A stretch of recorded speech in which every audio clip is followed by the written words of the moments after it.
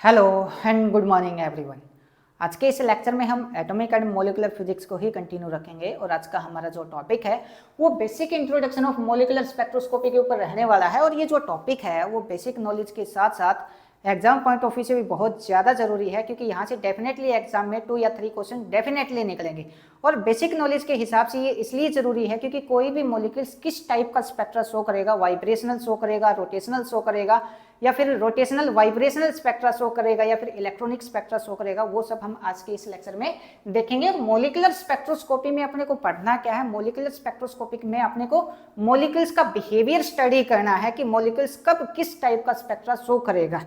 ठीक है, तो सबसे पहले हम इसके बेसिक इंट्रोडक्शन के ऊपर बात करते हैं और बेसिक इंट्रोडक्शन में भी थोड़ा सा बात करेंगे एटॉमिक फिजिक्स की। तो अब तक हमने जितना भी एटॉमिक फिजिक्स पढ़ा उसमें हमने एटम के बिहेवियर के बारे में बात की, उसके स्ट्रक्चर के बारे में बात की। तो एटम का जो बिहेवियर है वो किस बात के ऊपर डिपेंड करता है, वो डिपेंड करता है उसके कंस्टिट्यूएंट पार्टिकल के ऊपर। कंस्टिट्यूएंट पार्टिकल बोले तो इलेक्ट्रॉन और न्यूक्लियस के ऊपर डिपेंड करता है कि इलेक्ट्रॉन और न्यूक्लियस का मोशन किस टाइप का है। ठीक है, अब जिस टाइप का इलेक्ट्रॉन और न्यूक्लियस का मोशन होगा वैसे ही किसकी प्रॉपर्टी होगी, एटम की प्रॉपर्टी होगी। मींस एटम का बिहेवियर किस पे डिपेंड करेगा, उसके कंस्टिट्यूएंट पार्टिकल के मोशन के ऊपर डिपेंड करेगा। अब हम यहाँ पे मॉलिक्यूलर स्पेक्ट्रोस्कोपी में मॉलिक्यूल्स का बिहेवियर स्टडी करने की इच्छा रखते हैं। ठीक है, तो अब मॉलिक्यूल्स किस टाइप का बिहेवियर शो करेगा वो डिपेंड करेगा उस मॉलिक्यूल्स के कंस्टिट्यूएंट पार्टिकल के ऊपर।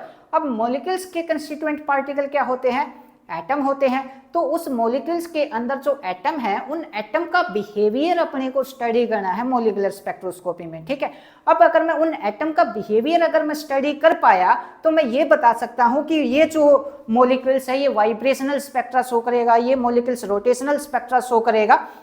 ठीक है, ये रोटेशनल वाइब्रेशनल स्पेक्ट्रा शो करेगा।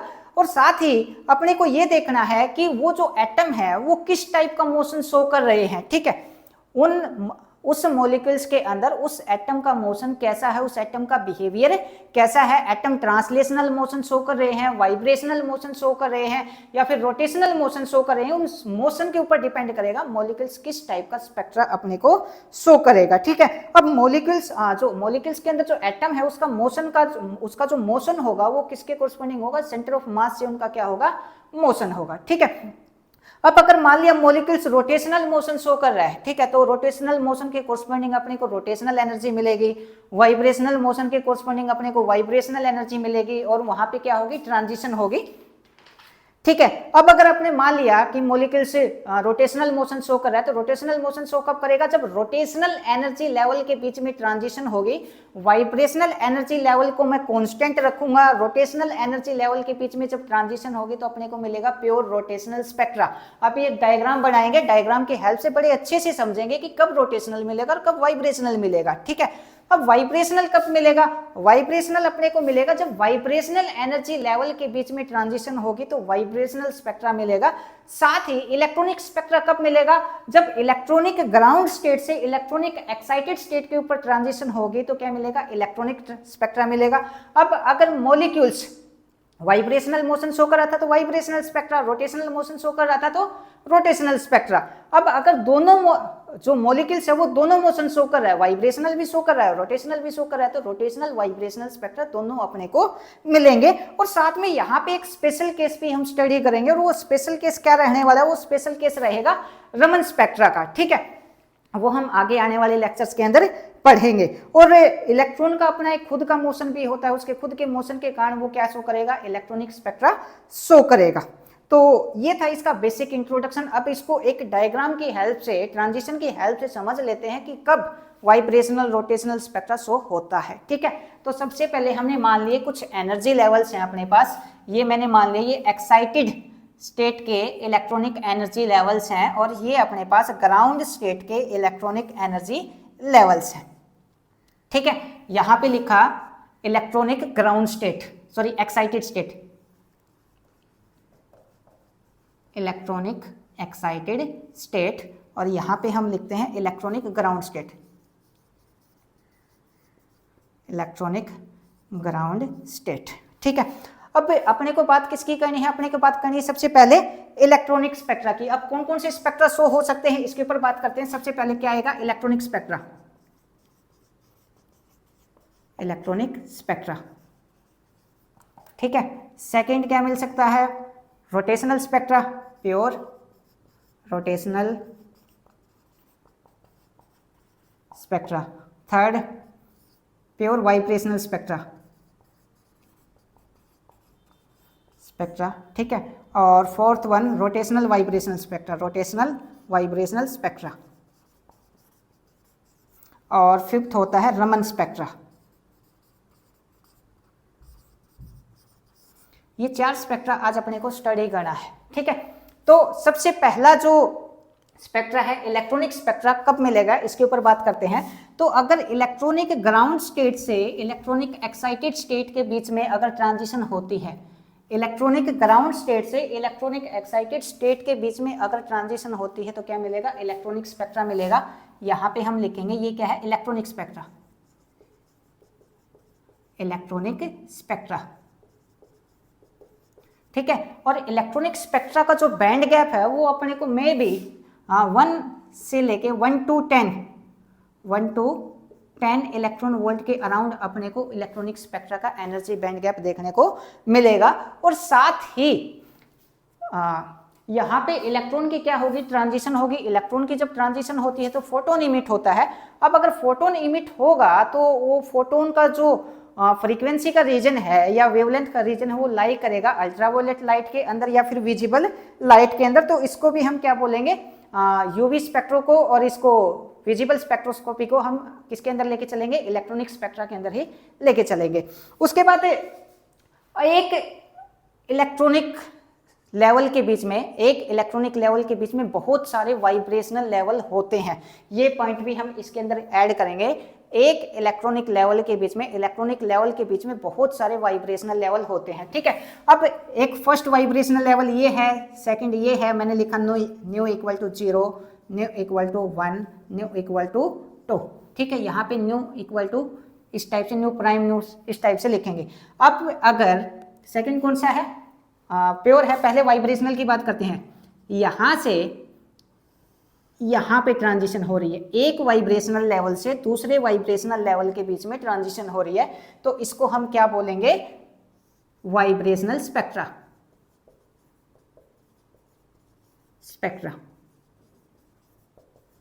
ठीक है। और वाइब्रेशनल स्पेक्ट्रा की जो एनर्जी होती है वो अराउंड कितना होगी, 0.1 इलेक्ट्रॉन वोल्ट के आसपास वाइब्रेशनल स्पेक्ट्रा का जो एनर्जी बैंड गैप है वो होता है, ठीक है। अब एक वाइब्रेशनल लेवल के कोरस्पॉन्डिंग अपने को क्या मिलेंगे, बहुत सारे रोटेशनल लेवल मिलेंगे। तो एक वाइब्रेशनल लेवल ये है अपने पास, इसके बीच में ये जो छोटी छोटी लाइन आप देख पा रहे हैं ये क्या है, बहुत सारे रोटेशनल लेवल है, ठीक है। अब अगर मैं वाइब्रेशनल लेवल को कांस्टेंट कर दूं, वाइब्रेशनल लेवल को मैं कांस्टेंट कर दूं, रोटेशनल लेवल के बीच में मैं ट्रांजिशन करवा दूं, तो उसको हम क्या बोलेंगे, प्योर रोटेशनल स्पेक्ट्रा बोलेंगे। तो यहां से मैंने ट्रांजिशन करवाई यहाँ पे, ठीक है। तो यहाँ पे वाइब्रेशनल लेवल क्या है, कांस्टेंट है, रोटेशनल लेवल के बीच में ट्रांजिशन हो रही है, तो इसको हम क्या बोलेंगे, प्योर रोटेशनल स्पेक्ट्रा बोलेंगे। यहाँ पे लिख देता हूं रोटेशनल स्पेक्ट्रा, ठीक है। और रोटेशनल स्पेक्ट्रा का जो एनर्जी है, एनर्जी बैंड गैप है, वो अराउंड कितना रहेगा, 10⁻³ इलेक्ट्रॉन वोल्ट के आसपास क्या रहेगा, इसका एनर्जी बैंड गैप रहेगा। उसके बाद जो वाइब्रेशनल स्पेक्ट्रा है, प्योर वाइब्रेशनल स्पेक्ट्रा, मेनली अपने पास जो लिक्विड है वही प्योर वाइब्रेशनल स्पेक्ट्रा शो करते हैं, ठीक है। उसके बाद इसके अंदर एक छोटे छोटे पॉइंट और भी है, उनके ऊपर भी थोड़ा सा बात करते हैं।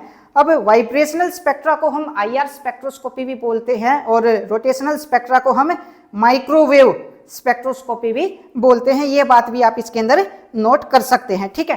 और जो इलेक्ट्रॉनिक एक्साइटेड स्टेट है, इसको मैंने लिखा N से, ग्राउंड स्टेट को, और इलेक्ट्रॉनिक एक्साइटेड स्टेट को लिखा मैंने N प्राइम से। अगर N to N prime transition हो रही है तो क्या, इलेक्ट्रॉनिक, ठीक है। और न्यू से न्यू के बीच में ट्रांजिशन हो रही है तो वाइब्रेशनल। और रोटेशनल के लिए हमने यहाँ पे लिख दिया क्या, J, ये J। अगर J to J prime transition हो रही है, यहाँ से यहाँ, ये कोई J प्राइम बोल दिया, ठीक है। J से J प्राइम ट्रांजिशन हो रही है तो क्या मिलेगा, रोटेशनल स्पेक्ट्रा मिलेगा, ठीक है। तो आई होप आपको ये कुछ छोटे छोटे जो पॉइंट है वो समझ में आ गए होंगे। अब हम बात करेंगे वो कौन से मॉलिक्यूल्स हैं जो वाइब्रेशनल शो करेंगे वो कौन से मॉलिक्यूल्स हैं, वो रोटेशनल शो करेंगे कि कौन से मॉलिक्यूल्स हैं जो इलेक्ट्रॉनिक स्पेक्ट्रा शो करेंगे। तो इनके ऊपर भी बात करते हैं, एक बार जल्दी से आप ये लिख लीजिए, ठीक है। अभी इन सब बातों को एग्जाम में कैसे लिखना है पहले उसके ऊपर बात करेंगे, उसके बाद कौन कौन से मॉलिक्यूल्स किस टाइप का स्पेक्ट्रा शो करते हैं उसके ऊपर बात करेंगे।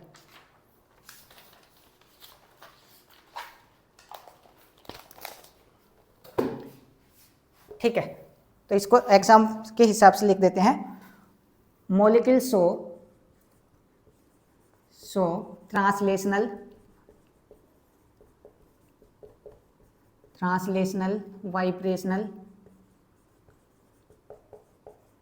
Vibrational and rotational motion.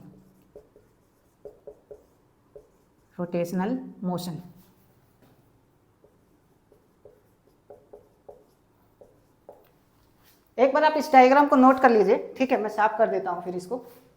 हाँ ठीक है, लिखने के लिए भी थोड़ा सा स्पेस चाहिए।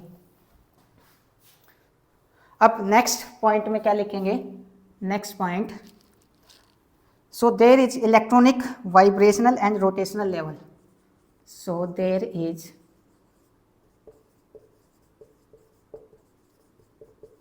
rotational, vibrational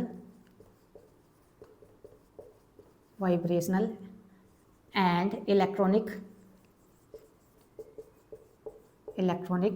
energy level।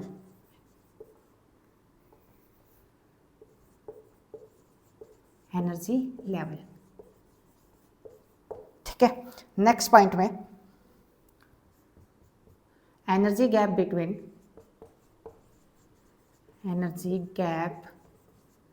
Between सबसे पहले कौन सा आया था अपने पास, इलेक्ट्रॉनिक स्पेक्ट्रा आया था। Energy gap between electronic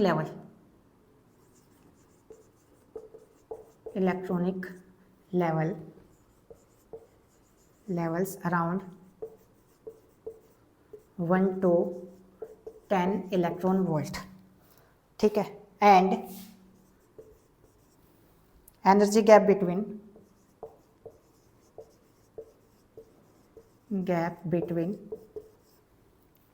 vibrational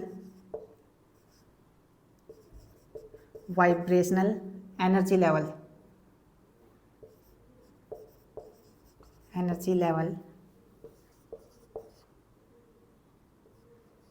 level is या लेवल अराउंड, यहाँ पे अराउंड आएगा, अराउंड 0.1 इलेक्ट्रॉन वोल्ट, ठीक है। और तो वाइब्रेशनल जो एनर्जी लेवल्स हैं इनके बीच का जो गैप है वो कितना होगा, 0.1 इलेक्ट्रॉन वोल्ट के आसपास का होगा, यहाँ पे भी हमने बताया था, ठीक है। उसके बाद नेक्स्ट पॉइंट में so there is large number of vibrational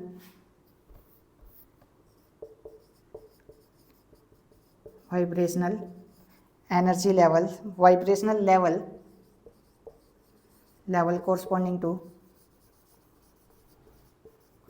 corresponding to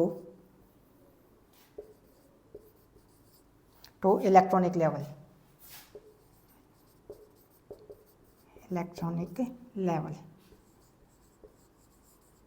तो यहाँ पे क्या लिखा है हमने, सबसे पहले लिखा है मॉलिक्यूल्स ट्रांसलेशनल मोशन शो कर सकता है, वाइब्रेशनल मोशन शो कर सकता है, रोटेशनल मोशन शो कर सकता है, ठीक है। तो वाइब्रेशनल मोशन में क्या होंगे, वाइब्रेशनल लेवल होंगे, रोटेशनल मोशन में रोटेशनल लेवल होंगे, और इलेक्ट्रॉनिक जो स्पेक्ट्रा उसमें क्या होंगे, इलेक्ट्रॉनिक लेवल होंगे। अब यहाँ पे बता रखा है जो इलेक्ट्रॉनिक लेवल है उसका जो गैप है वो 1 से 10 इलेक्ट्रॉन वोल्ट का हो सकता है। उसके बाद वाइब्रेशनल का बता रखा है 0.1 हो सकता है।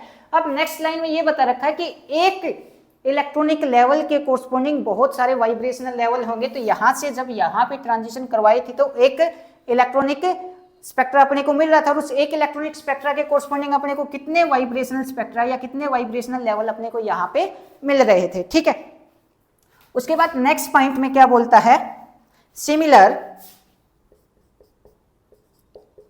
Similarly energy level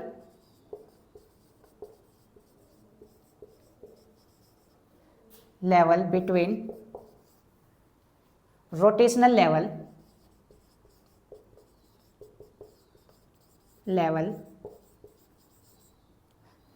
is around 10⁻³ electron volt. ठीक है, so there is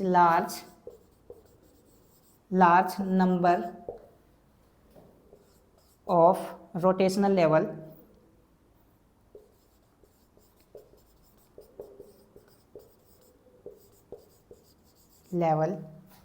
corresponding to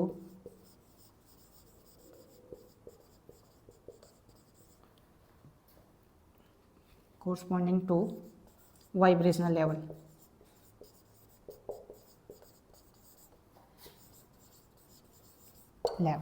ठीक है, इतना सब लिखने के बाद ये डायग्राम बनाना है। इस डायग्राम में जितनी भी बातें बताई हैं वो सब बातें यहाँ पे लिखनी है। ठीक है, वाइब्रेशनल कब मिलेगा, रोटेशनल कब मिलेगा। अब अपने पास एक रहता है वाइब्रेशनल और रोटेशनल स्पेक्ट्रा, इसके ऊपर भी थोड़ा सा बता देता हूँ।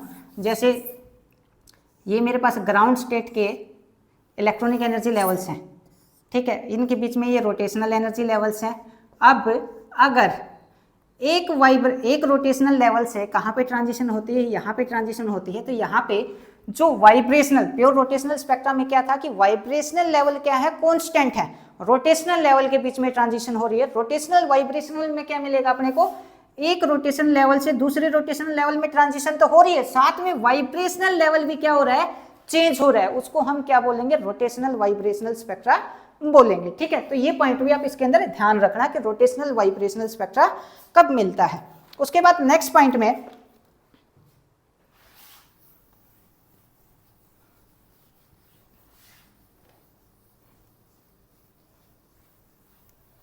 सबसे पहले है अपने पास रोटेशनल स्पेक्ट्रा। अब बात करेंगे इसकी डेफिनेशन की।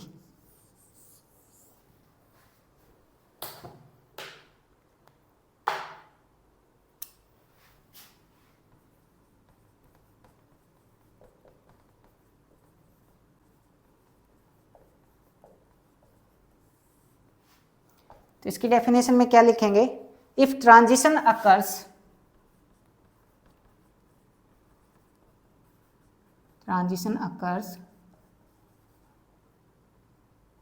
occurs between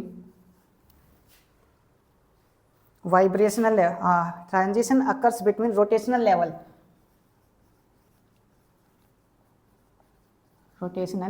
ये रोटेशनल लिखा हुआ है यहाँ पे, rotational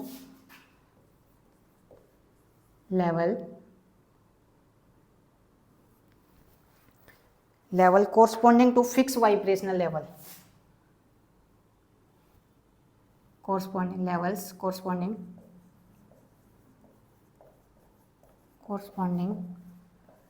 to fixed vibrational level।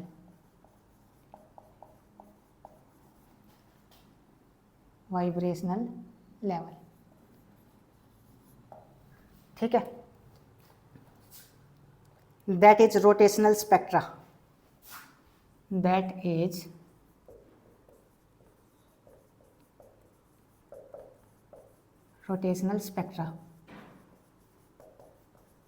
ठीक है। नेक्स्ट पॉइंट में also known as microwave spectroscopy,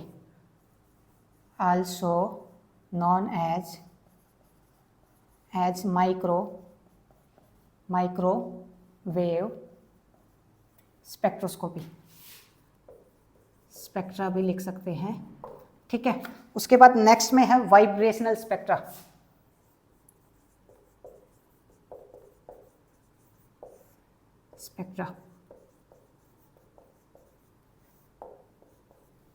vibrational spectrum क्या लिखेंगे, if transition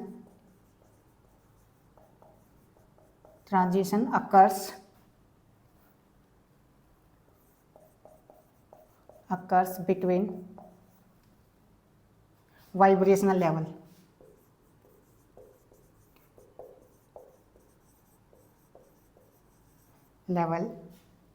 corresponding corresponding to fixed electronic level.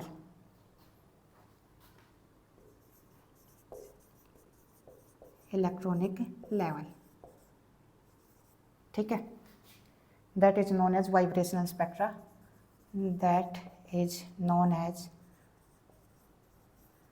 Vibrational spectra. इसको हम एक दूसरे नाम से भी जानते हैं, इसको हम IR स्पेक्ट्रा भी बोलते हैं,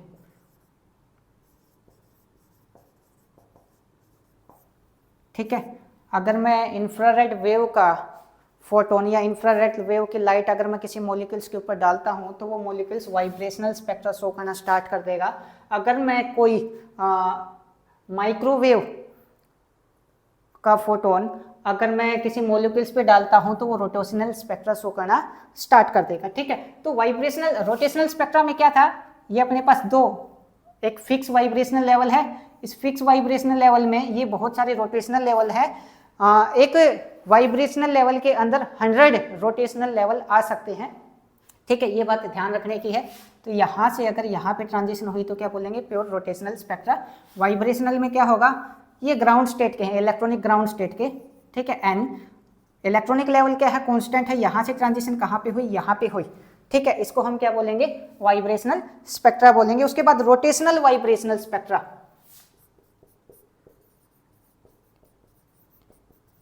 रोटेशनल वाइब्रेशनल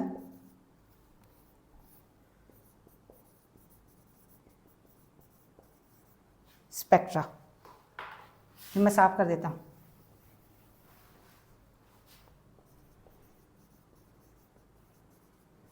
इसके अंदर क्या आएगा, इसके अंदर आएगा अपने पास if transition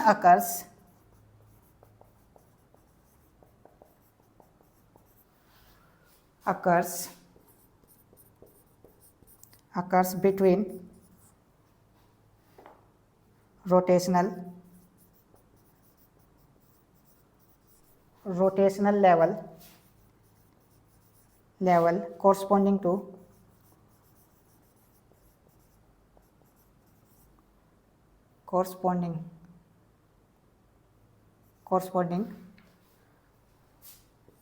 to different vibrational level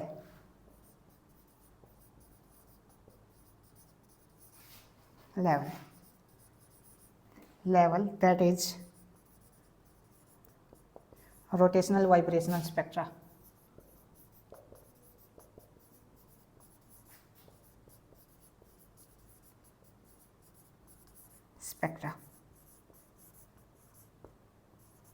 ठीक है, जल्दी से आप इसको नोट करिए। उसके बाद हम बात करेंगे किसकी, कौन कौन से वो डाया एटॉमिक मॉलिक्यूल्स हैं जो वाइब्रेशनल और रोटेशनल स्पेक्ट्रा शो करते हैं, या फिर कौन से मॉलिक्यूल्स कौन सा स्पेक्ट्रा शो करेंगे, ठीक है। बेसिकली अपने पास दो टाइप के डाया एटॉमिक मॉलिक्यूल्स रहने वाले हैं, तो होमो न्यूक्लियर और दूसरा हेटेरोन्यूक्लियर। जो होमो न्यूक्लियर है इनका परमानेंट डाइपोल मोमेंट नहीं होता, ठीक है। होमो का मतलब सेम, जो सेम न्यूक्लियस या जो सेम टाइप के एटम से मिलके बने हैं।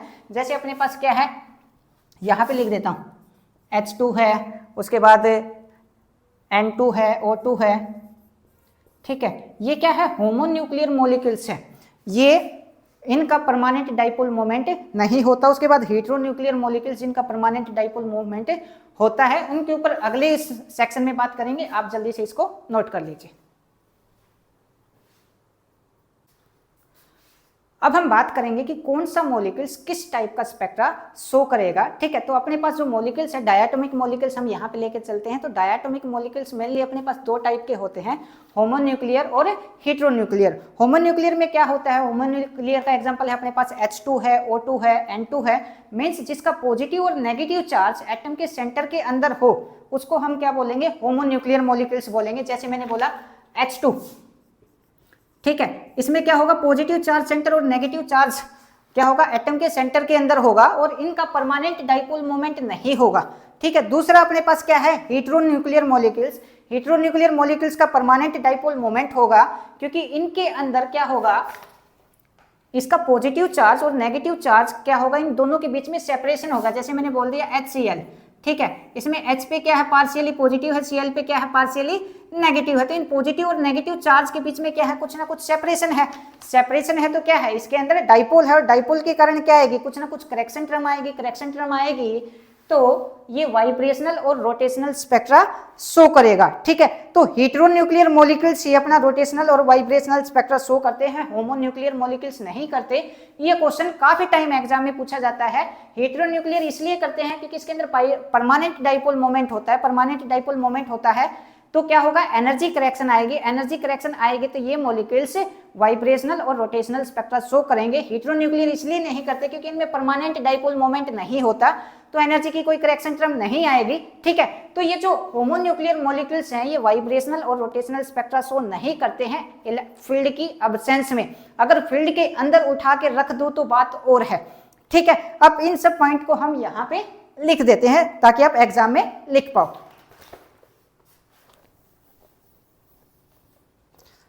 Diatomic molecules are two type. Atomic molecules are two type. First one is homonuclear nuclear. Second one is heteronuclear. ठीक है, heteronuclear molecules, homonuclear molecules को एक्सप्लेन करते हैं। The molecules which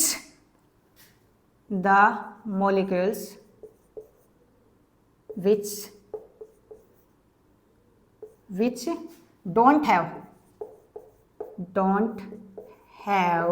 permanent dipole moment. Permanent dipole moment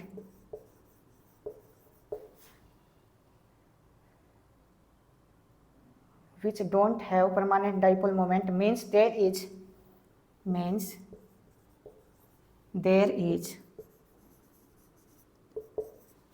positive and negative charge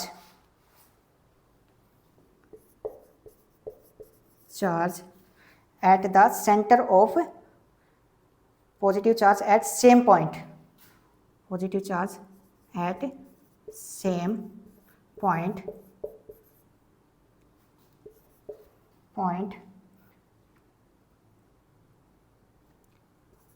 are known as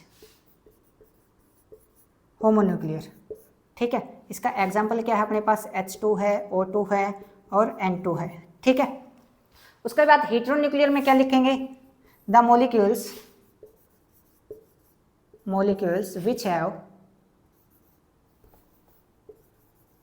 which have permanent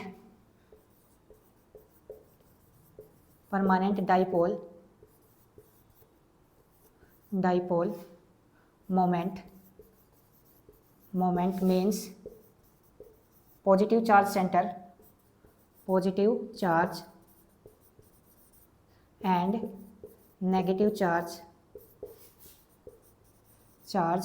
separated by small distance.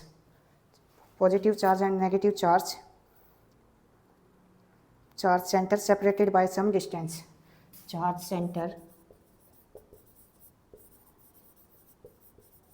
separated by some distance.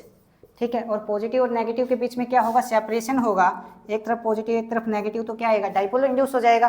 अब dipole के कारण क्या आएगी, correction term आएगी। Correction term आएगी तो vibrational और rotational spectra show करेगा। ठीक है, सम डिस्टेंस। एग्जाम्पल क्या है इसका, एग्जाम्पल है अपने पास HCl है, दूसरा NaCl है। ठीक है, और दे show rotational and vibrational spectra. और यही क्या करते हैं, दे show rotational and vibrational spectra.